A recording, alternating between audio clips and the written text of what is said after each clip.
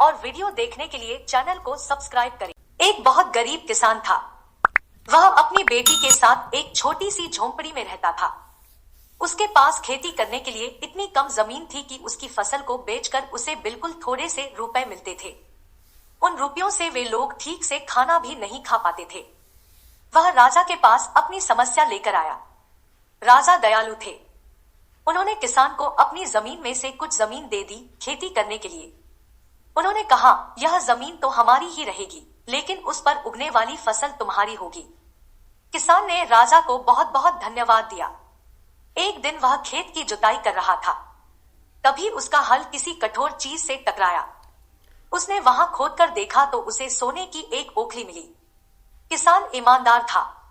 उसने अपनी बेटी से कहा, हमें यह ओखली राजा के खेत से मिली है।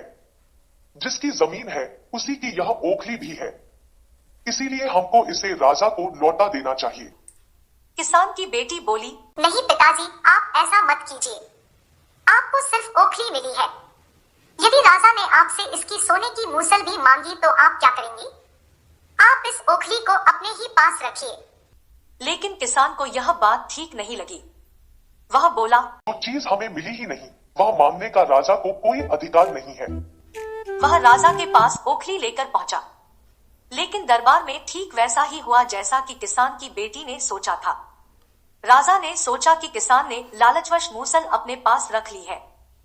किसान बेचारा सोने की मूसल कहां से लाकर देता। नतीजा यह हुआ कि किसान को जेल में डाल दिया गया। जेल में न उसे ढंग से खाना मिलता था न पानी। किसान को ऐसी गलती की सजा दी गई थी जो उसने की ही नहीं थी। वह खाए पिए बिना निढाल हो गया।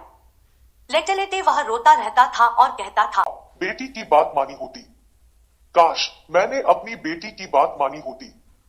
एक दिन राजा ने उसे ऐसा कहते हुए सुन लिया। उन्होंने किसान से पूछा कि वह ऐसा क्यों कह रहा है। तब किसान ने राजा को पूरी बात बताई। राजा को अपनी गलती का एहसास हुआ। किसान को तुरंत छोड़ दिया गया। किसान की बेटी को राजा ने दरबार में बुलाया।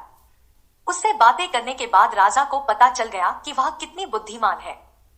किसान की बेटी को राज्य के खजाने का मंत्री बना दिया गया। उन्हें रहने के लिए घर और सभी सुख सुविधाएं दी गई। किसान को थोड़ा कष्ट जरूर झेलना पड़ा, लेकिन अंत में जीत सच्चाई की हुई।